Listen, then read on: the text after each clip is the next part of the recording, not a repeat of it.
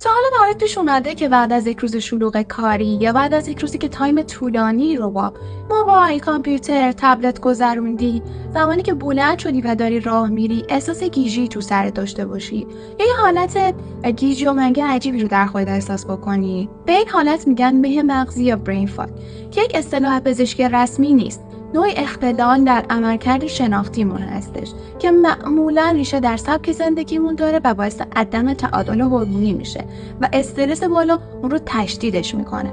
نشونه هایی مثل احساس خستگی، انرژی کم، بی‌انگیزگی و گاهن حتی افسردگی خفیف هم در اون مشاهده میشه. حالا بر اثر چه عواملی به وجود میاد؟ بر اثر استرس بالا، استفاده زیاد با موبایل، کامپیوتر و همینطور عدم ورزش، عدم تغذیه مناسب، عدم خواب کافی و همینطور کم آبی بدن. راه درمانش چیه؟ توی کپشن براتون نوشتم.